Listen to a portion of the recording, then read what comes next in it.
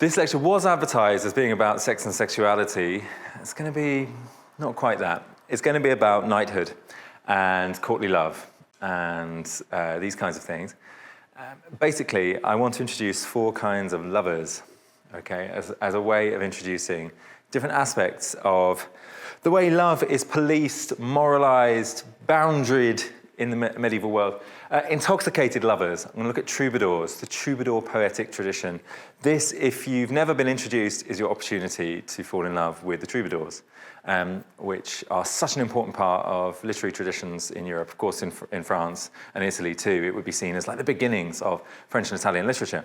The troubadours, intoxicated lovers. They are drunk with love. Perfect lovers, knights. It's an opportunity to explain to you guys what a medieval knight is, what medieval knighthood is, what it looks like, but also to look at them in terms of love and their ideal of love, and we will talk about courtly love there. Lost lovers, Arthurian romance. We will talk briefly about Chrétien de Troyes. And the beginnings of the King Arthur myths, or seemingly the beginnings. And then finally, the winning lovers, very briefly, tournaments. Very briefly, very, very, very briefly. Okay. That's all I'm going to do. And my question throughout, and our question throughout, right, is to think about, again, that boundary between love and lust. What is love? Where does love take us to? Does it complete us? Does it destroy us? Does it take us somewhere? These questions medieval people answered for themselves, and they constructed all kinds of codes. We saw in the first lecture loads of different codes of morality in terms of love and lust. Well, now we're going to look at militarily. We're going to look at combat, fighting, knighthood, and the particular code that develops in medieval culture around that in terms of love. All right, so policing love and its morality in terms of knighthood. What does this mean? It's a little bit weird. Let's see where we go. Let's start with the troubadours, the intoxicated lovers. I'm going to just start with that bizarre and really difficult to define for everyone, not just for me, for everyone, concept of fin amour. Fin amour. I don't think this picture helps to define it, actually. If it does, then you're a genius. Fin amour, what is this? Sort of this end of love, this end point of love. Fin amour is the ideal, the goal that develops in medieval love poetry. We're going right back now, guys, to the 1000s, all right? The beginnings of what we would call a troubadour tradition. We're going back to, and we're talking about, it is usually men, not always men, some women too, in the south of France at first, later in Italy and in parts of Germany too, never in the Anglo-Saxon world, sadly. It is a tradition of love poetry, writing poems to your loved one. Sometimes your real loved one, sometimes your imaginary loved one. And those two things often blur. And fin amour develops as like the high goal of this process. What is it about? Why are you writing all this poetry? What is your love really leading you to? Well, look, on the one hand, why does love have to lead anywhere? Especially unrequited love. Isn't it just an experience, a lovely experience? Why does it have to have an end point? Now, for some of you, of course, you would think, yes, there is an end point in consummated love, in children or something like that. Even then, though, is that the end point or is that just a mark on the way of love? Anyway, fin amour is an attempt to establish a code whereby love is something that enriches you. It enriches you. It makes you a better person. It improves your character. It improves your moral fibre, the act of love itself. This is fin amour. Now, what does that mean? Well, you know what it doesn't mean is a lot of kinds of love would be excluded from this, right? I don't think like pornographic poetry is going to be described as fin amour. I also don't think, however, that married love is going to be described as fin amour, and that's an interesting tension. It's a kind of love which seems to be all about the tension between consummation and non-consummation. The tension, the impossibility of ever really getting there, of completing your love. That seems to be what fin amour is like. So what does this mean? One more time, I try to reframe it. It's an engine that is propelling you. That is what it does, this kind of holy or divine love, if you like. Not quite divine. It's productive, ennobling love, we call it. I think that's a book by Stephen Jager. Ennobling love. It's like an engine that is propelling you to better and better and better things, morally and as a character. So the object, therefore, is less what it is about. It's less about actually obtaining some lover or actually consummating the act of love. It's less about that than the feeling propelling you. I hope that makes sense to some of you. And to you guys in the room, I don't know. Tom? We'll get there. Maybe let's have some... Getting there, okay. Well, let's take some examples. So just poetry now, just poetry. No silly pictures this time. This is Guillaume de Poitiers, okay? He's one of the earlier troubadours, 12th century. And he describes what love can do for him as lover, all right? He's writing about his lover, and he's ecstatic for a second. He says, look at what this love I have can do. For joy of her, a sick man can be cured, and from her anger, a healthy man can die. He's talking about his lover. And a wise man go mad, and a handsome man lose his good looks. And the most courtly one become a bore, and the totally boorish one turn courtly. It's a powerful thing. Right? Notice, it's a dangerous thing too, this fin d'amour, as Guillaume de Poitiers describes it, right? It can bubble over. We already know this from the first lecture, the dangers of love, the danger of dying from love, a tragic lust or desire. But like the anger of the loved one, if you get it wrong, if you get too much of this stuff, it can kill you. It can make you lose your good looks. It can make you go mad. Okay, I think here, well, what is the correct analogy here? I do think an intoxicating substance is a good analogy. Drink can make you feel wonderful. It makes you, I don't want to actually publicize this, sorry, but maybe an energy drink can make you feel wonderful, right? It can make you feel top of the world. It can also, poison your liver. It can also send you mad. And you can use your imaginations, but I think intoxication is a good model here. And the danger of it. Okay, is it fin d'amour? Is that fin d'amour? Is it fin d'amour? Is he describing the kind of love that makes you a better character? Tom, is this fin d'amour? Insofar as we've already defined it. I mean, I know. No, sorry, Peter. I'm still not ready to tackle the medieval concept of love. But give me a few more slides, and we'll see. Okay. Students on Zoom, is this fin d'amour? I guess we don't know yet, do we? The point is, right, it's being defined through these poems. This idea that there might be a kind of love that can lead you forward to somewhere more perfect, Let's look at another one. Geoffrey Rudel. This guy got really carried away, all right, and he got condemned by later troubadours. I long for a friendship, since I don't know of a worthier joy than this, which would suit me if she gave me a present of love. Her shape is full, delicate and gentle, without anything to mar it, and her good love has a good taste. There are some ambiguities here. And then later, I'm so gripped by this love that when I run towards her, I feel like I'm walking backwards and like she is fleeing from me. And my horse keeps so slow a pace that I think I'll never reach her unless she wants to wait for me. Again, like I ask you, is this fin d'amour? Is this a kind of love that's moving you to a better place? Is it an ennobling love that's making you into a better character? Or is Geoffrey just losing his mind? That wasn't long enough. That wasn't enough slides, was it, Tom, to come up with an answer? It has to settle, Pete. You're expecting too much from your startled audience.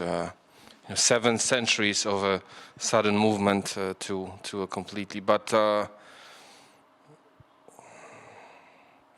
is this related to the French fin de siècle? Is that the same turn of a phrase, or am I misreading it completely? Is it the end? Is the end of love? But is it the end meaning like finish, or the goal, or the final destination? But it's not end of love, it's end love, if you like. There's no de. So it's not like the fin de siècle. I think it's one of those untranslatables, number one. And I think it's vague, but that's important because... So basically what I'm trying to describe is poets are writing love poetry, and it's not clear what they're saying, but they're saying that it's something that they are exquisitely enjoying, this experience of love, unrequited love, right? By the way, Tomasz, it's impossible to expect too much of you. it's unrequited love, right? And they're writing about it, and then somebody tries to justify it and says, well, what this is it's fan amour. It's like end love. It's in case someone accuses them of just writing about simple desire or pornography or something like that, or erotic poetry, they'd say, it's not erotic poetry, it's fan amour. So this is the kind of discussion. So let me think. It's already vague. All right, and so poets can claim that this is another example of fan amour. And there are principles that surround it, which is, this is going to make you better. This is ennobling. I'm describing the kind of love that makes for good character.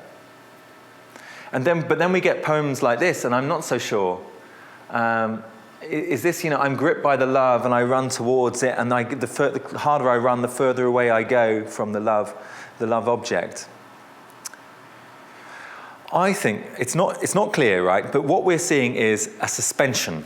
You love someone, you can't have the someone, you're suspended, and you enjoy this suspension. This is the kind of activity that's being described.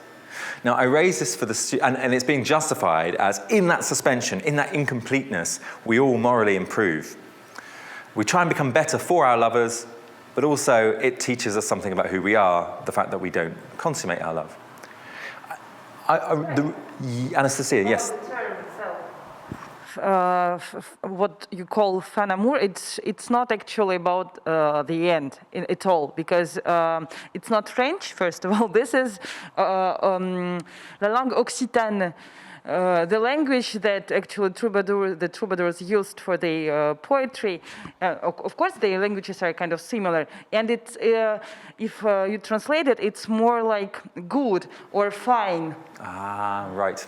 Okay, crucial distinction. It's Occitan, not French. Obviously, today they are incorporated in the same. Well, not quite. I shouldn't say that. Thomas, help me with it. Like tonka, is this kind of something? It's like fine in a sense of sublime. Mm-hmm. Yeah. Oh, okay. So we can translate this in as fine love, the finer love, higher order. It's mix of being gentle and fine and kind of higher order. Okay, so this is the fin or fin of finesse then. Okay, interesting. Okay, my apologies for not making that clear or for forgetting that aspect. So, being suspended between wanting the love object, the person, but then enjoying not having, if you like, the person, this should remind the students a lot of the deadly sins, right? Does it remind you of any other deadly sins? This kind of discussion of being suspended between wanting something and not having it, or enjoying wanting but not having something. Any comments from Zoom?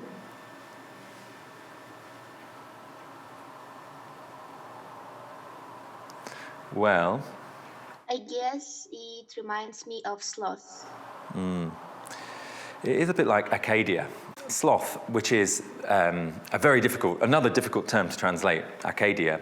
But that was, we sometimes call it laziness, sloth. But Acadia is much more almost like depression. But Acadia is dwelling in the not doing something. You know you should do something, but you don't do it. Not having enough love to do it. So Acadia would be, I know I should grade my papers for the students. I already did it, by the way, guys. But I know I should do it, but I can't. I'm not going to do it.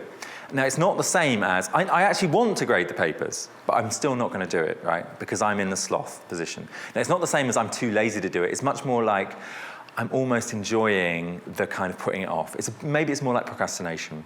But you see here, yes, and we noted that melancholia can function like this. You get into a stage of enjoying your melancholia. In some descriptions of medieval Acadia, there's the enjoyment of nothingness, the being happy to dwell in a situation of not doing the things you're supposed to do. This does look a little bit like that. But of course, it's been moralized by these guys, not in an explicitly Christian way, as a good thing, a thing that spurs you forward to better things. Now look, not everyone liked this fan amour concept, the way it was being dealt with, and so then we get Marcabru, here in the red, who is one of the great poetic writers. He didn't necessarily write the same kinds of verses as the last two writers, but he makes a commentary. He's also writing in Occitan, and he makes a commentary about this fan amour and how it should be defined. And for him, he said, well, look, there's fan amour and there's false amour. We're not going to get hung up on the meaning of false there, because it's the same, I guess, as English. And he says, right, okay, yes, there is a fine love, or fine love rather, and it involves patience, self-control, joy, monogamy, mutuality of desire, and trust. Whereas false amour is about, involves dishonesty, loss of control, one-way love, promiscuity, and impulse. This, guys, is a real hard and fast attempt to build a fence around something which produces anxiety. So Mark Abreu is reading a lot of these poems, and they're describing, like, oh, she's so beautiful, I want her, but I can't quite, and all of this. And Mark Abreu is starting to say, well, hang on, there should still be some moral code that guides this stuff. Is it fair to talk about a kind of spying on someone? She doesn't know I love her, but I love her all the same. Like, for Mark Abreu, that's crossing an ethical boundary. And he would, I'm not saying that he would call it lust, but he's certainly not willing to call it fan amour, the fine love. He's calling it something like false amour. Notice impulse and loss of control is not part of fan amour for Mark Abreu. You should control your love, which is curious, isn't it? And it does anticipate a kind of Aquinas approach of, if it's rational, it's okay. If it's irrational, it's not. But there we go. So Mark Abreu attempts to resolve it. But not everyone's happy with Mark Abreu, by the way. Someone like Bernard de Ventadorn, he's a great troubadour, goes with Henry II's court, kind of makes a mockery of Mark Abreu. Says, well, foolish people blame love out of ignorance, but this is no threat to it, for love cannot fall into disgrace if it is not vulgar love. Okay, so you see the problem with all this is you could say, Mark Abreu can tell you, oh, it's false amour because you've lost your control and, it's one way, and it's kind of dishonest because you're not telling her. And you can respond to Mark Abreu and say, but I know it is love because I feel it in my blood. I know it's real love. And I know it's fine because I feel better through it. So Mark Abreu, who are you to tell me what's good and bad love? Well, this is part of Bernard's response. Love is not like this. Such a thing has only its name and appearance, for it loves nothing if it takes nothing. To tell the truth of the matter, I know well where the deceit comes from those women who love for money and are mercenary traffickers. Okay, so typical misogyny comes in again. Mark Abreu's wrong in this kind of respect. You can't. Fan amour is not just limited to a certain extremely morally ascetic set of practices. Fan amour is what you feel. It's real. If it feels right and it feels divine, then it can be fan amour, but not if it involves kind of cheap temptations. And of course, again, we see the buck passing to women, women getting the blame for this stuff. Okay, so the Troubadours. All I can tell you is to read them, or urge you to read them yourselves. And I mentioned earlier Arnaud Daniel. He's probably my favourite, the best troubadour, Arnaud Daniel, in Purgatorio 26. But there are many. There are I think over 400 poets that we identify as belonging to this tradition. It is a rich tradition. It does begin in the early 1100s with William IX of Aquitaine, and it moves on, and it shifts and evolves. They are wonderful poems. There is some anxiety about them, but generally speaking, they're allowed to do their thing. There aren't cases of troubadour poets being, criticised or arrested or, beaten or burned or anything like that for writing this love poetry. It exists, it's tolerated, it's enjoyed. It's very melancholic. It really is. That idea of unrequited love is right in the heart of the troubadour tradition. So if you're interested in that topic, you should go to the Troubadours and look. Now let's talk about knighthood, because we've got the chivalric, well, no, not yet chivalric. We've got the troubadour tradition of fan amour and courtly love, which develops in kind of these aristocratic circles, if you like. Now, what about knighthood? Because it's going to collide with knighthood and make a brand new kind of literature. And in fact, we could call it the birth of the novel. It comes out of the enormous collision between fan amour and knighthood. So we need to understand this concept. So knighthood, perfect lovers. Why am I calling knights perfect lovers? Well, we'll see. Well, this is a great anxiety. Again, what is a knight? What is a medieval knight? You know, Tomasz, if I, again, unreasonably pick on you, because the microphone is next to you, like, what's a good definition of a knight? Like, how has it come to us as a concept? Chivalry is the first French word that comes to my mind. And what does chivalry mean? A very honorable, dignified behavior. It's a certain code of honor that you cannot breach under any circumstances. And maybe, if we go back to Anastasia, chivalry. It comes from chivalry, of course. Exactly, horse. At the bottom of all this, there's some material dimension. A chevalier, at this period, is a knight, somebody with a horse. We'll get there in a second. It's significant. Horses are inseparable from knights, but we'll get there in a second. Okay, so chivalry is one way that we define knights. That is something that emerges gradually, a code of ethics and honor that binds these guys, that they say, oh, we are knights because we are chivalrous, and we're chivalrous because we're knights. Much like the love poets say, oh, we believe in Fenimore, and that's our poetry. Fenimore guides us. But that develops slowly. In fact, the emergence of knights is complex. And you see here I have these images because it's a load of conflicting images that come to us about medieval knighthood. On the one hand, we have, we have all of this literature that makes knights into like these perfect lovers, right? You know, they are honest and true, and there's often a woman involved, and they honor these women, right? They, in fact, almost worship women in some respects. So that's one view. Then we have the brutal violence. And there is some brutal violence. I mean, hacking people to pieces, it happens. Even in chivalry, right? Chivalry, as we'll discuss in a second, is a code of ethics and honor. You know, I'm a good knight, you're a good knight, Tomasz. We're equals. You know, I'm chivalrous, you're chivalrous, so I'm going to take you prisoner and not kill you. You know, which would be a good deal for both of us. But, you know, it doesn't mean I can't kill, Louis Vavort, who's not a knight, so we'll kill him because he's not a knight. We don't need to be chivalrous about him. You won't mind, I won't mind. It's a good deal. He's Belgian. He's Belgian, big deal. So so there's a lot of hacking people to pieces too. How does that square with this perfect love? But also, look, you see on the left here, this guy is also a knight. There's a sort of perfect Christianity which attaches to knights as well. That they're more than just perfect lovers and good warriors. They also become perfect Christians. Like this guy's got a halo, as you can see. He wears the cross. All of these things collide. The word knight is obviously the English word, knecht, the German word, chevalier. Miles is the Latin word. It's a complex assemblage, assortment of all these different concepts jammed together. So let's just try and understand it for a second, all right, how it gets there. So this is the Latin word, miles. What is a miles? How does this emerge? How does this concept, this category, this class of knighthood emerge and their ethic with it? Right, so there are lots of different kinds of knights. On the one hand, you've got these guys, warrior serfs. These are like the first people that we might call knights, all right? What are they? Number one, they are unfree. They are owned by a lord. They are serfs. So let's imagine again, Tom, you are an aristocrat now, a knightly aristocrat.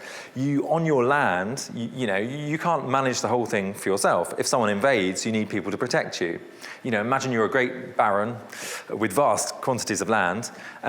If Louis does invade, obviously, or someone, you need protection. You're going to have some people who owe some service to you in the feudal world. And these people might be these warrior serfs. So these are armed militia, they protect you, but they're beneath you. They're not free, in other words. So they do obligatory military service. They also do bureaucracy and estate management for you in this hypothetical world, all right? They also, they're doing your paperwork later on, these guys. They're provided by the Lord with arms, horses, etc. So you, as the baron, you give these guys their equipment. And then finally, this is more importantly, they require your permission to marry or to leave the land. They're totally unfree. So these guys, these warrior serfs, which we could call knights, they're not free. They cannot get married, if they fall in love with someone, without Tomasz as the baron's permission. So it's not a great situation for these guys, okay? These are the warrior serfs. Are they knights? Well, yeah. I mean, we could call them miles in the sources, but they're not yet part of that knightly class. Then, on the other hand, we could have minor aristocrats and vassals. Okay, so these are also melees. These are also warriors on horses. But these guys are free, right? They're the young sons of vassals or minor nobles who've come of age. So they might be, Tomasz, maybe your third son might be one of these. You don't have a third son. Yes, because there will be not enough land, because the first son will take all of it, so the second son has to find has to find a job for himself. Yeah. And the third son and the fourth son, and then one goes to a monastery, one goes on crusade. One of them, yeah, exactly. Maybe one of them moves to the city and gets a job or something, but that's quite rare. But yeah, exactly. So these guys are like, they can't inherit, they need to do something else. They become warriors. Fighting for them is a vocation, but it can also be a cultural pursuit. So a lot of these guys actually start competing in tournaments to try and win money, because there's no other way to get up in the world, right? And a lot of these guys can't marry because they can't inherit, so they're in this suspended position. They can be enforcers of political power, and some of them win land in combat. Okay, so these are your kind of minor aristocrats and vassals. You see how complicated this is. Then you've got your mercenaries doing terrible things like this. This is a really horrible image, actually. I mean, it's like funny for the first sort of half a second, and then you see what's going on. These guys are also called melees. I don't know what he's doing. I don't know what is that supposed to be a baby? Is it supposed to be... These guys are also called melees, right? They are, but mercenaries, they're just paid warriors. So these guys are professionals in that sense. But these guys, there's no chivalry for these guys. These guys, you could personally kill all of these guys, a mercenary, and it doesn't affect your honor one bit. You're still chivalrous. Okay, but if we get, so you see the confusion for us as medieval historians is we look in the sources and we see the word melees and we don't know whether it's a warrior, serf, who's like unfree, who's being forced to do it by his lord. It could be a minor aristocrat, a third son from someone who's got the money, who's doing it for a cultural pursuit, or it could be a mercenary who's just doing it for money. And that could be anyone. That could be like the fourth son of a peasant farmer who is lost and has nothing to do and then just sells himself as a mercenary. It's a pretty low position to be in. But again, as historians, we can trace the emergence. And I think it's quite interesting. These guys actually emerge as a class. So by the end of the 12th century, by the time we get what we're going to see in a second, the birth of the novel, or whatever we call it, courtly love, we actually have a class that's emerging that we call ministeriales, or knights, right? And this is important because they start to constitute themselves as a separate class with a separate code, and this is where chivalry comes from.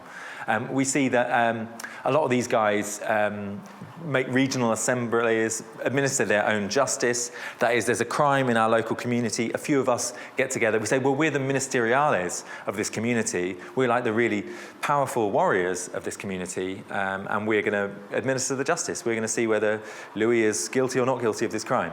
And we're going to do it on our authority as ministeriales. That begins in like 1140s. The name ministeriales appears in documents. And then finally, there's a formal recognition of privileges. For example, actually quite close to Louis' hometown, Utrecht, in 1159. So they emerge. It emerges now as a separate thing. This is a class of its own. It's like a middle class, if you like. They are people with enough means personally to support themselves in this independent, free role as knight. And you have to have these things, right? And as you said earlier, chivalry, a horse is absolutely essential. These are extremely expensive. It's like having an extremely expensive car as like your entry ticket to some club. You know, you can't be, I don't know, a member of this class without the horse. It costs a lot to maintain. You've got to have the land to maintain it on. It's no different from owning a horse today, actually, to be honest. That's quite hard to do, I understand, particularly in Jimin. I'm sure it can be done. You have to have your armor. This armor is extremely expensive again. It's very heavy. And what you have actually in tournaments where they have battles which are for play or for money, the winner often takes the armor. And actually the armor is so valuable that even if you've slaughtered someone on the battlefield, oftentimes if there's enough time, people will rip the armor off and take it home of the dead bodies because it's so valuable. Shields and swords and things like that. All of this equipment costs money. The other thing that you need, of course, to be part of this class is what? It's training. can you imagine how hard it is to do this stuff? Can you imagine getting on a horse and riding at top speed with a sword in one hand, a shield in the other, and hacking people apart? I mean, I wouldn't want to do it. I wouldn't want to do it, at any level. But the pressure must be terrible. Get it wrong, and it's all. Tom. And we should also keep in mind that most of men in the medieval times were much smaller than the men of today. If you had 1 meter 60 centimeters, you were considered to be a full-grown man. So, because of nourishment and all the related issues. So smaller heights, that is true, that is true. There are still people who are over 6 foot tall, and some people are sort of basketball player height. We have found skeletons that are that big. Not me, but people have. But yeah, you're right, the average height is smaller, that's true, Tom. So this is the kind of thing you need. You need training, you need intense training. You need a decade of training to get this stuff to work, right? If you're going to become one of this rare knightly class, like look at all this horse training that you need to do. I just love these images. They're really like obliging horses. It seems that horses had bigger brains back then than they have now. There's so much horse love, I have to say. And look, this is a lovely scene of children learning how to do battle from a young age, with horses that roll along, all of these machines and whatnot. This image is here because the horse, just briefly, becomes kind of inseparable from knightly identity. Right, the horse is like to such an extent that here's from the romance of Bevis, of Hampton. Oh, said Bevis, he's a knight who goes down to hell. You committed a great villainy when you spared my body and on my account killed my horse. Don't take the horse, take me. It's kind of love. That's kind of a love that we could have touched on, but we didn't touch on in the lectures. What's any of this got to do with love? We're getting there. So this knightly class emerges, and it's now a more rarefied thing. Now, you're not going to call yourself a knight unless you're part of this elite group of well-trained, horse-loving, extremely wealthy, quasi-aristocratic people. So fine. Now, then what emerges, like any good club, is a code of honor. A code of honor emerges. You know you belong to the club if you agree to certain principles. And here's where love comes in, right? Because that becomes one of the key principles. There is a quasi-religious element to all of this. So when you are dubbed as a knight, eventually you go through all these rituals, and all these rituals are made into like moralizing things, So you're bathed, and this symbolizes your baptism. You're laid down to make you think of the paradise which awaits all perfect knights. You wear a white robe for purity, a scarlet cloak to show that you're ready for blood, brown stockings to remember the grave that is coming as a warrior, a white belt for your virginity, interesting, gold spurs for your vigilance, and a sword for your justice and loyalty. So all of these things are part of the code. So what starts to develop, like any club, as I say, is an initiation ceremony, and this is the initiation ceremony, And with it, as you can see, a heavy moral code, which is, and here's a tension, it's Christian, but it's also sort of not. It's also sort of not. It's more like a martial ethic. It cooperates with Christianity, but it's not the same thing as a Christian ethic, I don't think. I think the tension between the two is interesting. Here, again, is part of the code. You make 4 vows as a knight. You make 4 promises. 4 promises that you must keep these 4 promises. We know all of this, by the way, from books of chivalry that are written, like Geoffrey of Charnay's Book of Chivalry, which survives down to us. Here are your 4 vows. You'll make no false judgments or treason. You'll be honest, in other words. Number 2, you will honor all women and help them to the limit of your power. You will say Mass every day. Take communion. Say Mass every single day. And you will fast every Friday in memory of Christ's Passion. So these are perfect warriors. This is how knighthood kind of emerges. Any questions about knighthood from any students or anyone else? Students, do you have any questions about knighthood? Does it all make sense?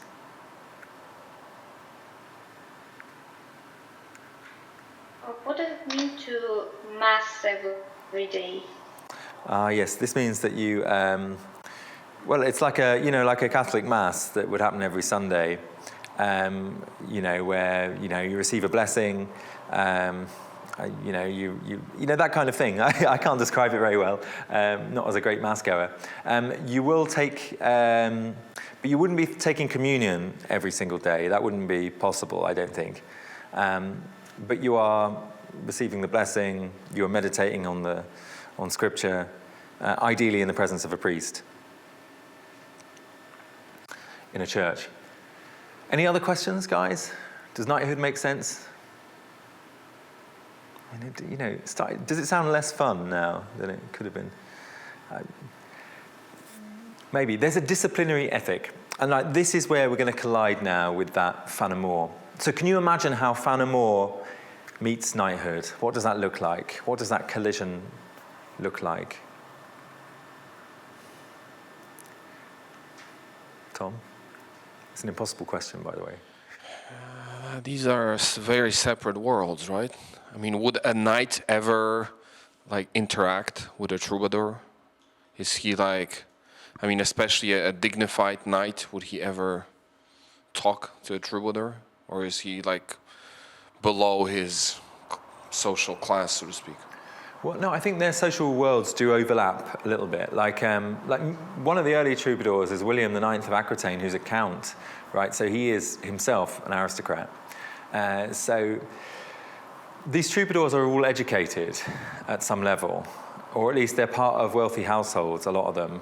So we assume that's where they receive their education. We don't know whether a lot of them are Latin literate, but we assume some of them are. So, yeah, they are circulating in rough worlds.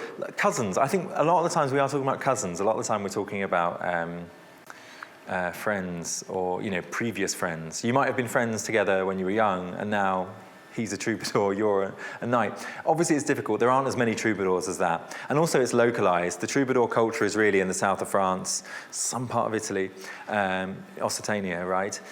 Whereas knightly culture is all over Europe. But yes, I suppose it's an impossible question about their collision, but they do collide. And one place they collide is in literature. So we will go there now to Arthurian romance. And this is where you've got all your codes and ethics of knighthood, how to be a good Christian knight, be pure, say your mass, take your, honor all women. How does that then get its own ethic mystique? Well, often through literary works. And Arthurian romance is the place for it. Now, I found this absolutely wonderful, this image here.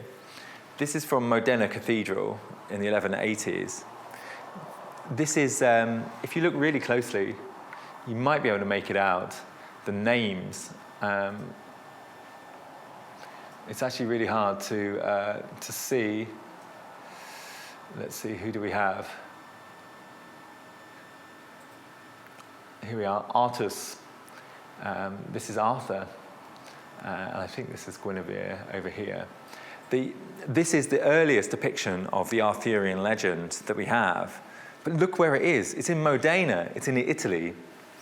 Arthurian legend, right? The Arthurian romance legend is a Welsh story. It's Arthur is supposed to be Arthur Pendragon.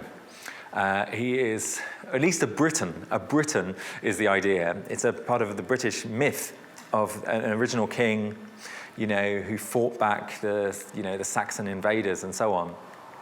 But here in Italy, the other side of Europe, we have the Arthurian characters already in the 1180s. I find this absolutely wonderful and fascinating.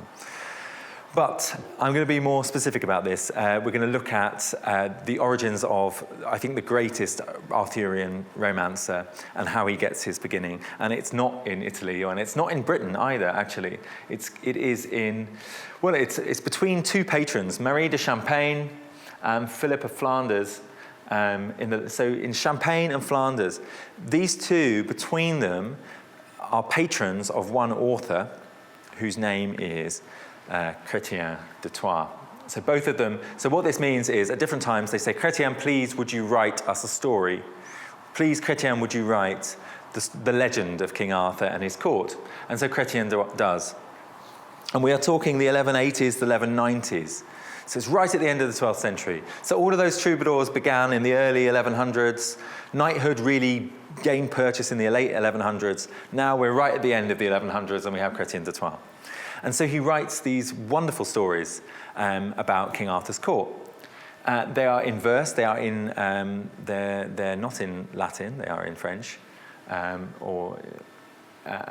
it's not clear where they're being read, but we understand that the audience involves across the channel. It's people in England and in France. People are able to read French across that world. French is like the dominant language of the aristocracy in England and in other parts of Europe too. And so we have stories like Lancelot, the Knight in the Cart. I just love these stories. You'll see when we focus on a few passages that they involve a kind of fin amour concept of an unquenchable love. Or a higher love, a love that ennobles. And in all of these stories, the love makes the knight a better knight. That's the thing. It's their love which drives them on, which brings them to do amazing feats that they wouldn't have been able to do otherwise. Lancelot, the Knight with the Cart, is an example of this. There's another theme here which I just love, which is anonymity. These knights lose their identity and then gain it again, which is particular to Chrétien. The Knight with the Cart, we don't know it's Lancelot for the majority of the story. What happens is Queen Guinevere, Arthur's wife, is kidnapped by a guy called Meleagant. He kidnaps Guinevere. Gawain, the knight, goes off to try and rescue her. But then Lancelot does as well, because Lancelot secretly and illicitly is in love with Guinevere. He's in love with Arthur's wife. It's an adulterous kind of love. Let's just have a look for a second. His heart now stays where the queen remains. He has not the power to lead it away, for it finds such pleasure in the queen that it has no desire to leave her. So his body goes and his heart remains. There's that image of the heart remaining. I just love some of this imagery. It's just fantastic. He's in love with Guinevere, and it's described in a similar sense to the troubadour poets. I'm sure you can already see that, but let's just take another passage. He would rather have had both arms dragged from his body than not enter through the window to Guinevere.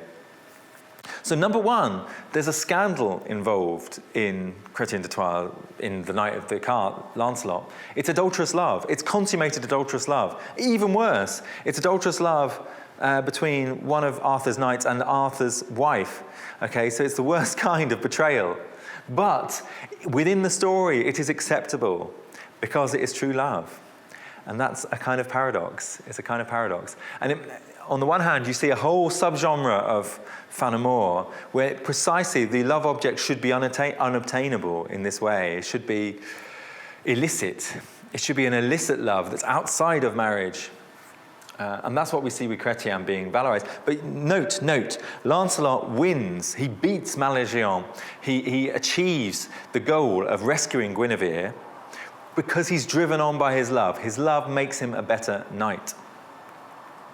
My favorite of these stories, though, is Yvain. Yvain is my favorite, the Knight with the Lion. I'm going to explain this really briefly. Why do I love this story? Because it does a wonderful twist. It's not like Hollywood. It has a doubling. So what happens is, and let's see if I've got the right passage. I'll just explain it.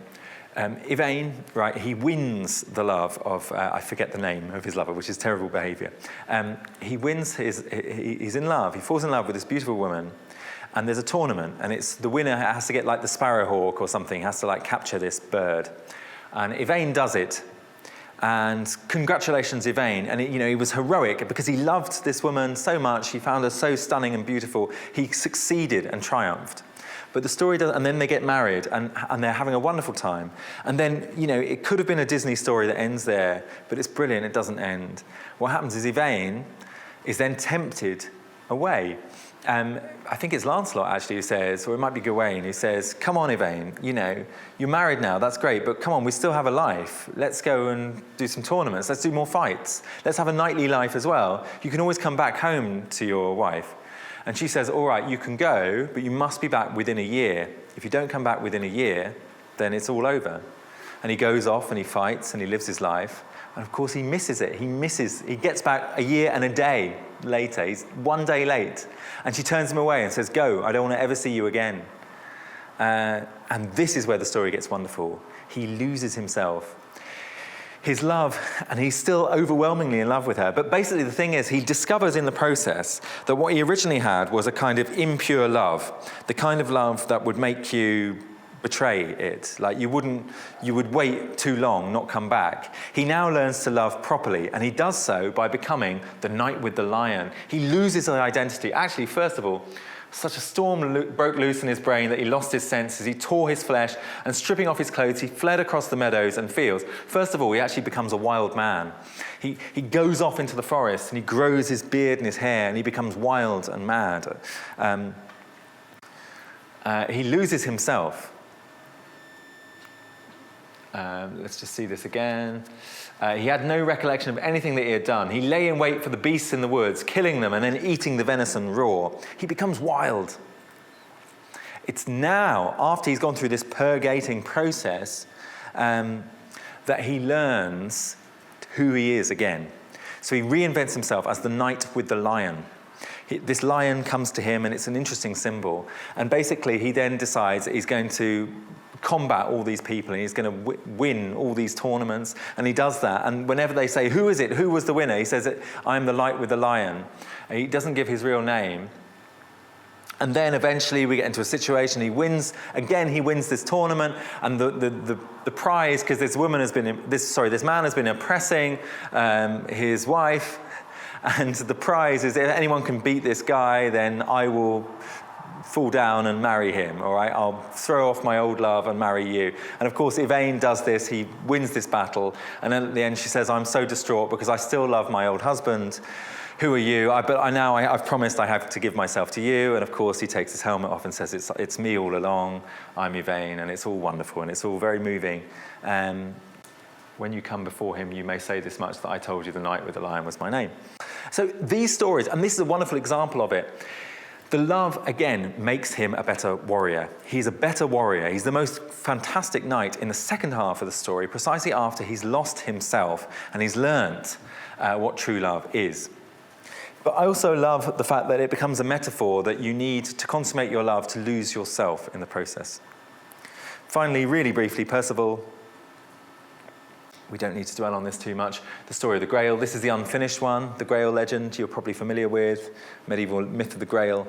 It's actually wonderful because Percival is a terrible knight. The whole point of Percival is he's awful. He makes mistakes. He bumbles into things. But in his mistakes, he actually succeeds in a lot of challenges and tasks. It's why it's a wonderful story. I know someone who has an enormous cat they named Percival out of love for this story. But it was a very clumsy cat. But this story also obviously carries this ultimate connotation of the unobtainable love. The quest for the Grail becomes a metaphor for the quest for the ideal lover. And of course, that ideal lover is what? Is it God? Is it Jesus? Is it the truth? Is it beauty? Is it wisdom? No need to go through this quote. No need to go through this quote. So what does all this mean, courtly love? This ethic which I think Chrétien de Troyes gives us. I should say it is courtly love that we call all of this stuff. We now use that as a label. Tom, can you, are you familiar with courtly love? This is kind of what you were saying about chivalry, but do you want to expand? Am I personally familiar with this? I hope. You should ask those to whom I display my courtly advances. Okay, we'll ask. Well, I mean, are you talking about like royal courts or courts of aristocrats or? The courts of aristocrats. But we call it courtly love. It's a certain ethic of love, which is that you honor the beloved. You almost worship your beloved, right? That it's about men worshipping women, essentially. Well, I think the origin of the word to court someone means to go out in the world and display your bravery and courage and display your great deeds so that you can win her heart, right? Today, I guess we do it a little differently, but the idea is the same, that you need to demonstrate the adequacy of your candidacy. That's beautifully put. Adequacy of your candidacy. Again, this could be, nicely done. Yeah, I mean, look, it's an ethic of love that makes it a quasi, it's about morality and honor, most of all. Honoring the object of your love, which is in these stories are always written by men about women. Usually there are a couple of interesting exceptions, but usually most of the genre is about that. And it is about making the women into an elevated something. Like these women are often made painted in the most extremely moral terms as the most beautiful and good person imaginable, completely without flaw. And the goal of a lot of these is for the men to realize that they have flaws and to make themselves more perfect to match their loved one. Like Yvain is perfect. You know, she was a perfect wife. And he should have noticed that. He should have realized what he had, but he was imperfect. He couldn't resist going off with his friends. And then he learns to purge himself of these temptations and become more perfect so he can be good enough for this woman. This is kind of the ethic of courtly love that develops, a code about being good enough. And you can see it is a bit like fin amour, isn't it? The fine love that ennobles you, that makes you better. And also, you can imagine, of course, the non-courteous lovers who don't meet the ethical standards. Right, historians have tried to explain this, and I'll just do it really quickly. 3 different historians. First of all, in the middle, Georges Duby explains this as, it's an effective means of strengthening the state. It facilitated the progressive rationalization of power. What does any of that mean? Anyone want to? No, Tom, I don't know. I can't keep picking on you. So this is an idea of this courtly love code. All right, it allows you to let me see. It stabilizes marital relations. It stabilizes primogeniture. It stabilizes the family unit. It's a way to moralize against promiscuity, to moralize against multiple lovers and things like that, right? So that's one way of seeing it. But you can see there it's tied to the state. The state depends upon the family unit.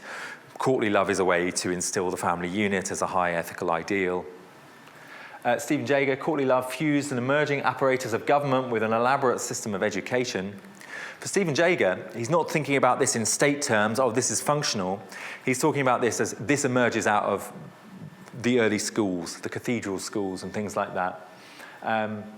An apparatus of government, yes, with an elaborate system of education. In other words, these people are reading love poetry from Latin love poets. They're reading Ovid and Virgil and Catullus, and they're kind of fusing that into a knightly ethical culture and making courtly love.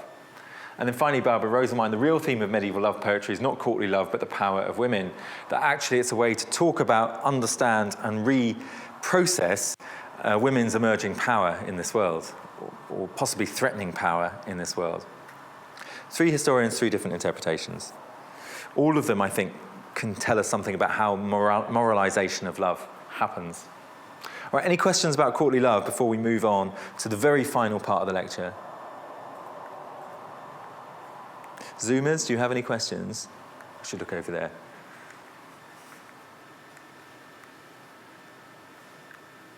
No?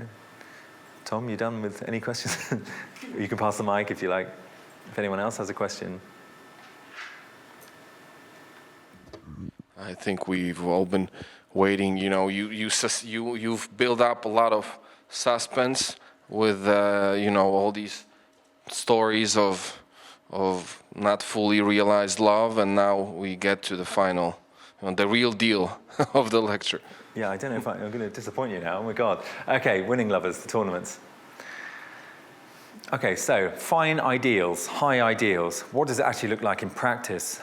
All of these guys, they want to become knights because it's a beautiful thing. And then becoming a knight, you'll become the most perfect kind of person. You fall in love, and that will help you become a better knight. That's part of your virtue now, as a knightly class, as a kind of a sub-aristocratic class of wealthy people with horses. But what does it look like in practice? Well, there aren't enough battles to keep these guys occupied. And also, how else to explain it? Well, basically, the tournament becomes the forum where you can improve yourself as a knight and where you can train, but also where you can gain social mobility. This is quite important. So if you want to get up in society, the tournament becomes a place where you can do that. What is a tournament? Well, actually, it's quite complicated. This thing looks pretty anarchic there on the screen. it's actually much more anarchic than that. Tournaments can vary, right? Usually, sometimes, and I think soccer originates out of these things, but sometimes they can be like battles where there are two teams. Like it might be northerners or southerners, Western Siberia, Eastern Siberia, reds and blues. And basically, it's arbitrary, and it'll be a team, and it'll be a melee. So basically, the theatre of battle will be the entire town or the entire city. So like for one day, it's a tournament site. And everything is like, there are certain rules, don't kill anyone is sometimes a rule, not always. But sometimes it's kind of no holds barred. And it kind of emerges that the goal of these tournaments will be that you want to take prisoners and ransom them. So I want to capture Tomasz. Tomasz is on the other side. I want to, using brute force, capture him and then ransom him to the team. So like they pay me some money and then I give him back. This is actually how it works. It is like a melee is the word we would use, anarchic fighting.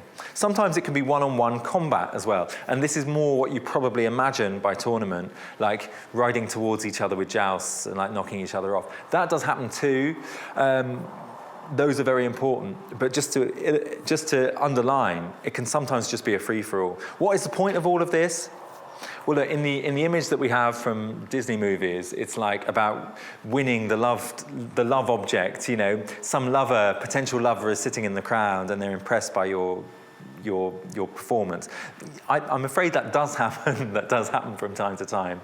We understand, but it's really about money on the one hand, and it's really about social mobility on the other. These tournaments are a fantastic way, if you're someone who doesn't have much, to get a lot more. And we'll see in just a second a prominent example of someone who does that. So let's just hear a little sort of description. Oh, well, a spectacle you would have seen. This is from the life of Archbishop Albury of Trier. This is a description of a night of a tournament that he was present at. What a spectacle you would have seen there. Knights in full armour practicing simulated combat, knights on horseback clashing with each other, lances splintering with a clash. That word simulated is interesting there. It's simulated combat. It's not always simulated combat at all. As you can see from this description from the 1130s, young Henry of Habsburg was prone to unseemly gaiety. At one of those ill-fated war games, a dangerous diversion he frequently indulged in, he suffered an unfortunate blow and died. There are quite a lot of deaths in these events. I can't give you an exact figure, but there are quite a lot. I love here how you see the moralization. He was prone to unseemly gaiety. I'm not quite sure what that's getting at. He's a little bit too jolly. He enjoys himself too much. There are quite a lot of deaths, and as you might imagine, the church does something to stop this. In 1139, we have the Second Lateran Council. We entirely forbid those abominable jousts and tournaments in which knights come together by agreement and rashly engage in showing off their physical prowess and daring, and which often result in human deaths and danger to souls.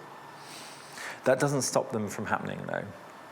Forbidden by the Second Lateran Council, they continue under other names. They continue with different kinds of rules. They continue in many ways. This is a bad image of a great, great figure.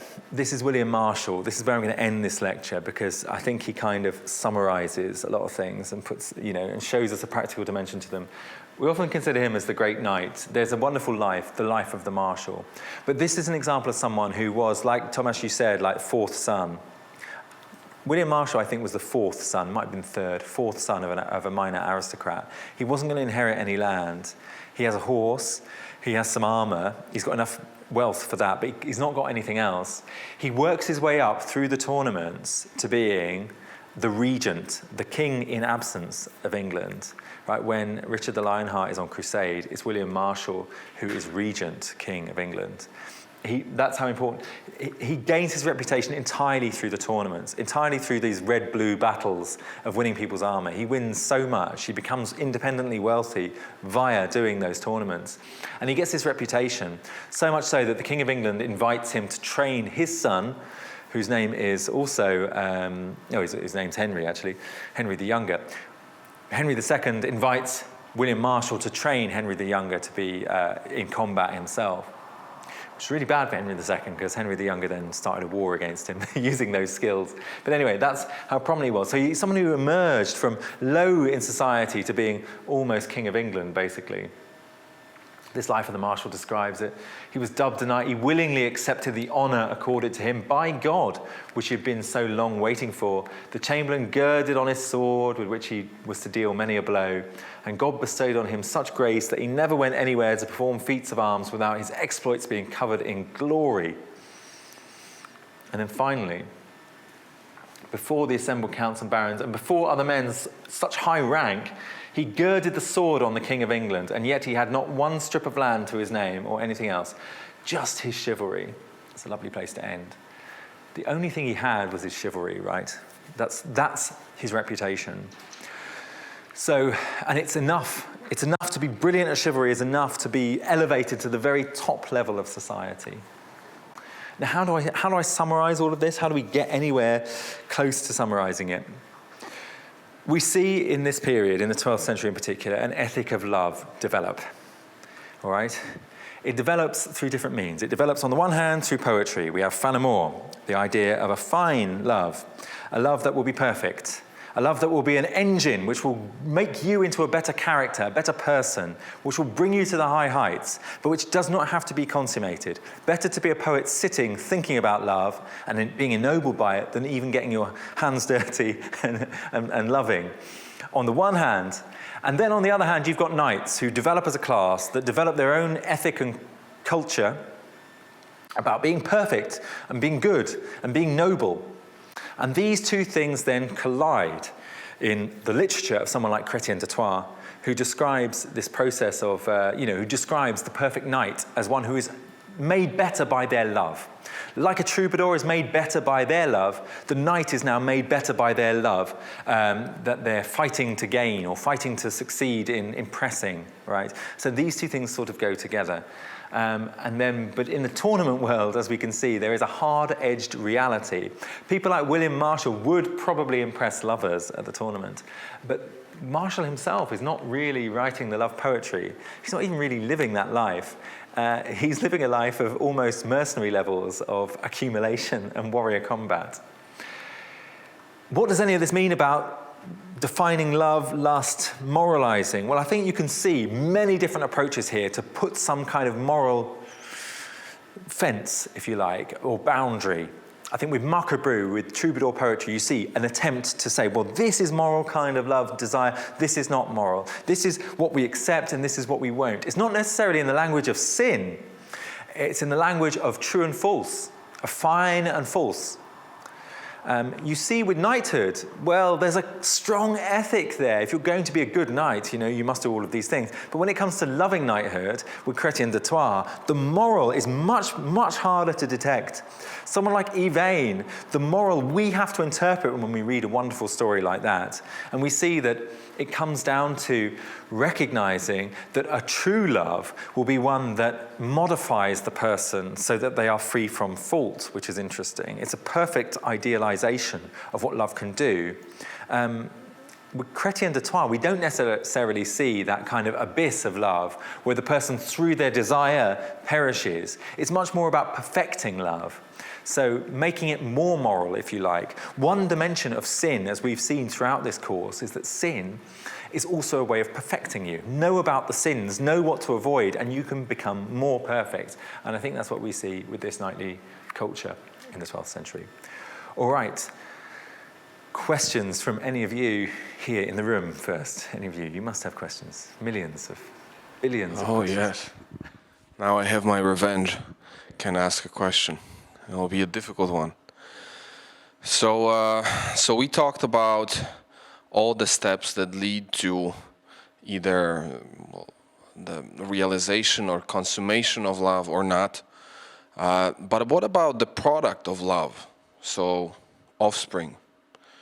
Wasn't it the case that often, the church authorities would even sanction a divorce if love did not bring offspring? So when you have a relationship, a marriage, wasn't it the case often with kings, especially if the wife could not produce a child, that the church would say, well, this is a sign that there's something not right with this love, and maybe you should try a new partner. So because you talked a lot about, you know, these troubadours distinguishing between real and not real love. But it's all in the sphere of feelings. You said, you know, he feels in his blood that this is the true love and this is not so much a true love because of strength of desire, whatever. But the only way for society, right, to verify, so to speak, from the outside without going to the sleeping chambers of the queen and king, you know, is the offspring, right, the inheritors. So what role does that play, I don't know, in literature? Or because I know that certainly it was important, especially for dynasties and royal marriages, whether there was offspring or not. You know, the sad thing, Tom, obviously it's a great question, and obviously it's a really cruelly difficult question for me to answer. But you know, the sad thing is that actually children just do not feature much in the literature, right? And there's so little attention paid to children, as like the idea of he was a good father actually appears very little, or she was a good mother. There's much less of that moralizing of what a good father is, or a bad father, or a good mother, bad mother, which is surprising. So one thing to bear in mind, it's almost like children they're just not present in the sources. You know, there's that book, Centuries of Childhood. Do you know that one? Philip Ariès. Brilliant book. But I mean, to reduce it would be a reduction of his argument to say that he says that medieval people didn't love their children. But he talks about a different code of love, which is expressed within the Middle Ages towards children. That we don't have the same patterns of how you express your affection. I mean, you know, children are imperfect adults. Like, that's another one of these kind of Philip Ariès type claims about how medieval people saw children. I don't think it's entirely true, right? And it's not. And Ariès' book is much better than that. But still, it's out there as a possibility that we need to accept that the way they talk about children and childcare and is not necessarily like that's the proof of good love. Actually, it's surprising how little affection is described. I think it's just the way it's described, not the way it's experienced. But it's not something that people see on the page and say, oh, I recognize that. They don't think about it in literature as much. I know that doesn't fully answer your question.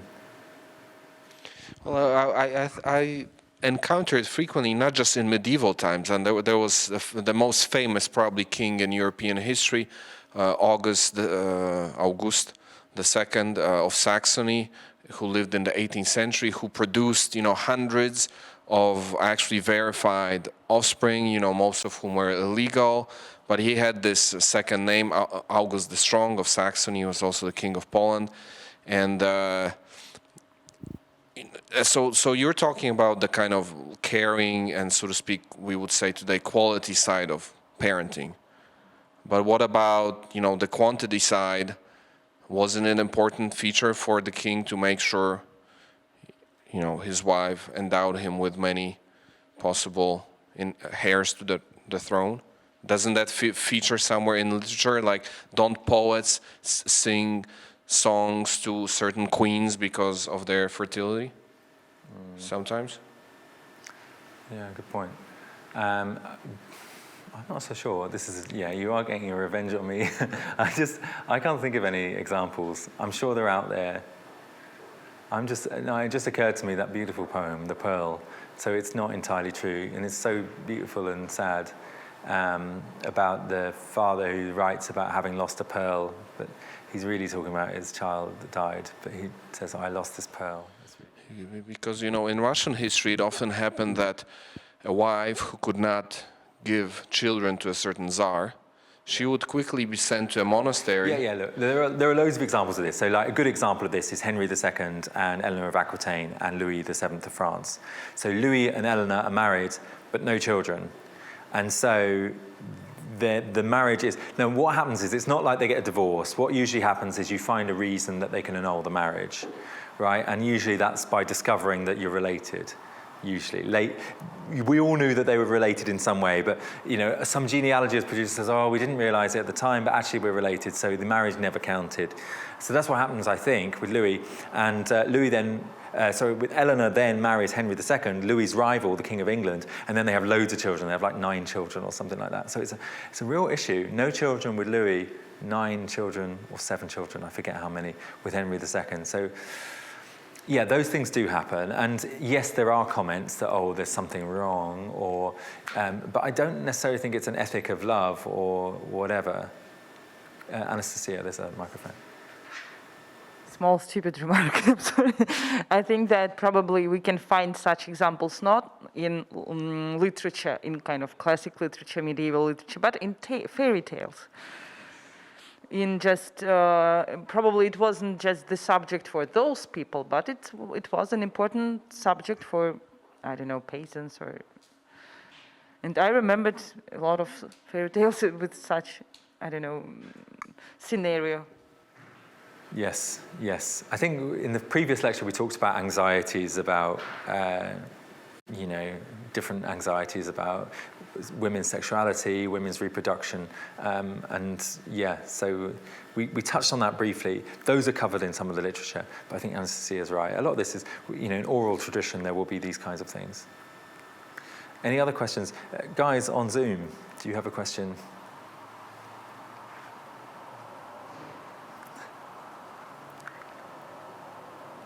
Nothing.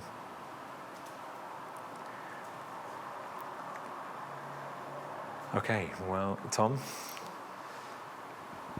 Sorry to be monopolizing it like this, but since we have a few more minutes left. My image of medieval knights, I'm ashamed to say, comes from the infamous British comedian troupe called Monty Python. And of course, the adventures of King Arthur and his fellow knights that are depicted in the movie under what title? The Quest for the Holy Grail, right? Yeah. So you, as a person who grew up in England, what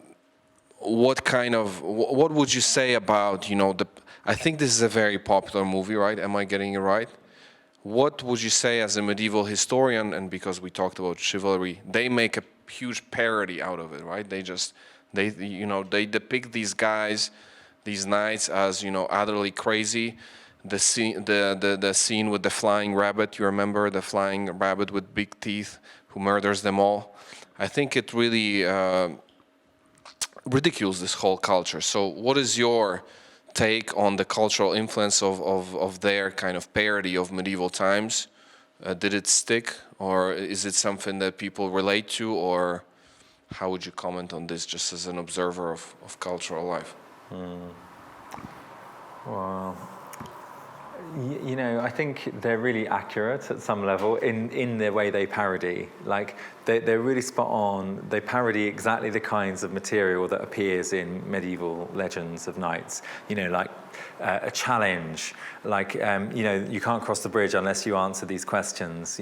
These kinds of things do appear in medieval legends. The kind of, the testing, like the way Lancelot goes to, there's a castle full of virgins, isn't there? And he's tempted and so on. Yeah, look, this happens all the time in medieval texts as well.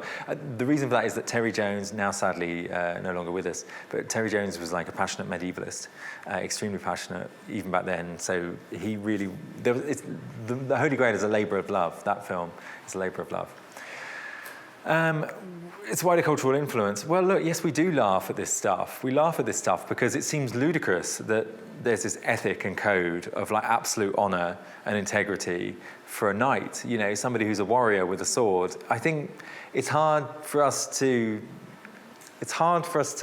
take it seriously. Mind you, I would say that we're very cynical people in England anyway. That, it's hard for us to, any codes are, always kind of questionable at some level, right? Anyone who follows any kind of program or rule is kind of viewed with suspicion in England. So I think there's a lot of comedy there.